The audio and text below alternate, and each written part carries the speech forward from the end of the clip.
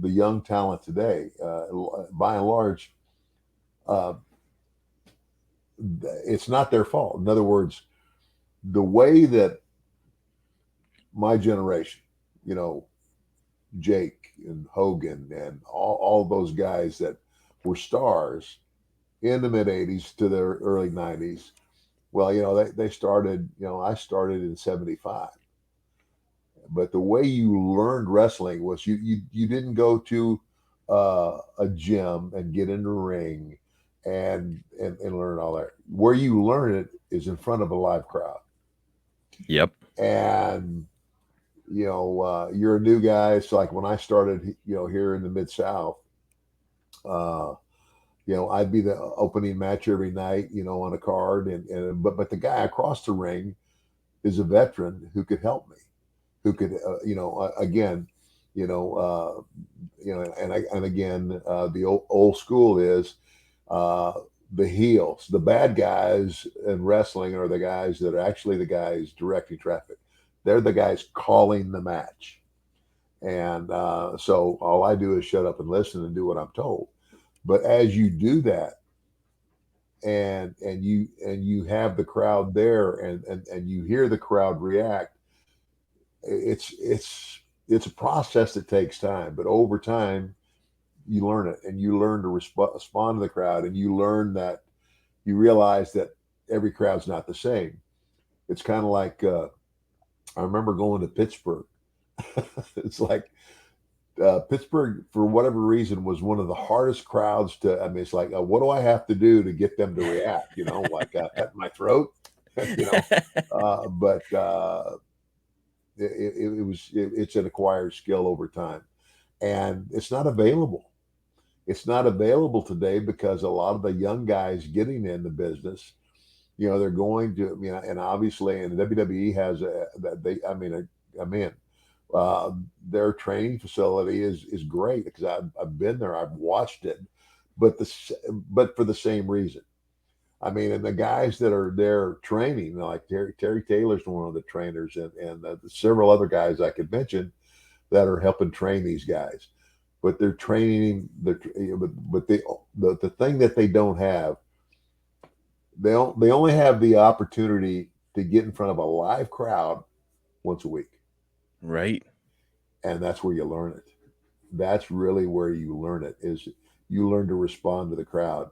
And it's you realize that sometimes you're not going to get the same response from a different crowd, and then you have to be able to think on your feet and react. And it's like I said, it's an acquired skill, and it takes time. And that's what's missing in my opinion. That's what's missing in wrestling today, because I mean, I guess the good news is for the talent, like they only wrestle 4 days a week: Right. Friday, Saturday, Sunday, and Monday.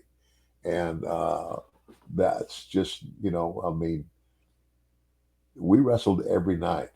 I mean, you might have a day off here and there, but basically old school. Though you were in a different town every night, and you were driving to those towns, and you weren't making thousands of dollars and everything, but obviously it's kind of like the old NFL and the new NFL, and I was obviously part of the old WWE. Yep. I mean, there's certainly some benefits to it. And to your point, they're doing less dates, and that means it's less wear and tear on their bodies. And we're seeing the guys, like AJ Styles, he's well into his 40s now and still at the top of his game. And there's something to be said for that, where they're not tearing their bodies up. However, to your point, Yeah, the true art of wrestling, the wrestling in its purest form, doesn't quite exist anymore. no, it doesn't. And again, it's not the fault of the talent. It's just the process of the way things went. All of the wrestling fans of my generation, anyway, and I hear it all the time. Like when I do these autograph signings, you guys that were in the mid '80s to the mid '90s were the last great, uh, you know, athletes of wrestling. And I don't know. It's a different business now, everything changes. I mean, I'm trying to be. I'm just going just like I was a star in my generation. Okay, great, but um, there's still a huge audience. I mean, oh my gosh, thank goodness there's still a huge audience. Bigger than ever. But the audience today, they see a much different product. But I have a lot of fans who will go back because they have the ability to go back now. WWE's got you can watch everything. You can watch all the old shows, and I have a lot of fans who go back and watch those shows and come to me and say, "Man, you guys were great." And that's because we told the story in the ring. The story wasn't what happened out in the parking lot or in the dressing room or whatever. And again, I am as grateful as anybody to Vince McMahon for what he did for wrestling. I mean, he took wrestling was like it's kind of, wrestling was kind of like like I said, the bastard child of the entertainment industry. It's like, oh yeah, yeah, professional wrestling. It's kind of like almost like when I watched the Elvis movie, Hmm. and and Elvis goes to the circus and watches the circus and all that stuff, and where he got his start, but then he grew to be, one of the, in my opinion, the greatest entertainer of all time. Uh, it was a different era, Yes. and so uh, my hats are off to all of the current talent, and it's just they can't.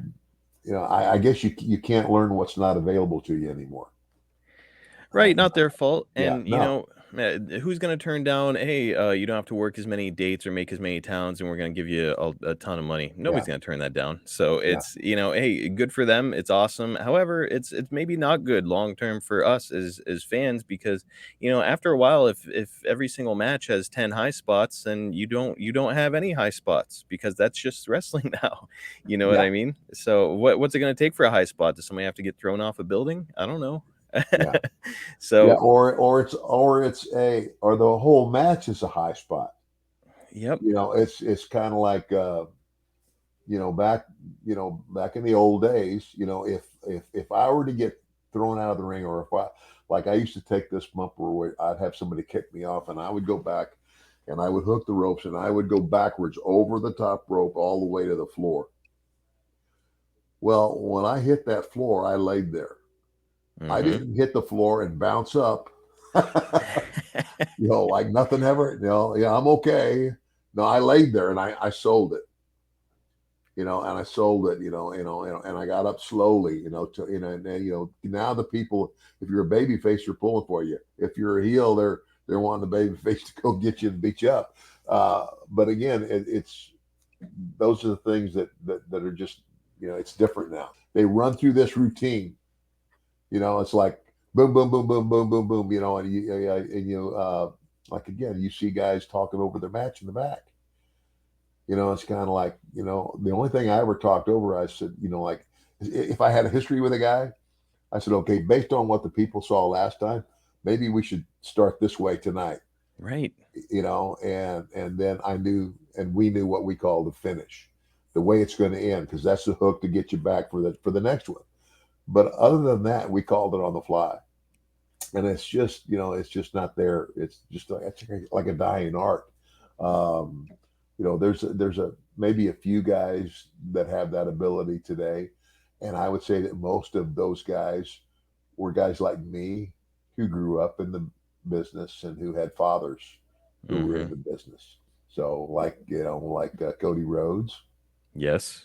Dustin Rhodes, those guys. And again, who's one of the biggest stars they got now? Cody Rhodes.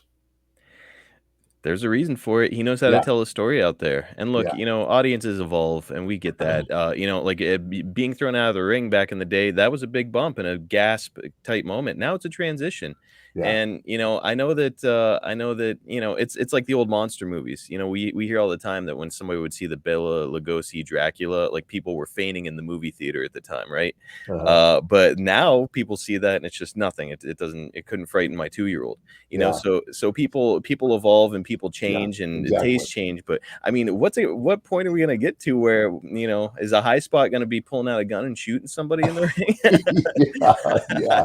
I don't know, Yeah. man. Yeah. That's exactly. It's like, what do you gotta do? So anyway, Yep. I'm not sure about the future, but hey, look, your era of wrestling was called the golden era for a reason. And ever since, I don't remember there being a platinum era or a diamond era. Nobody's referred to any era, yeah. as something greater than the golden era. So I don't know. Hopefully it's to come. We'll see.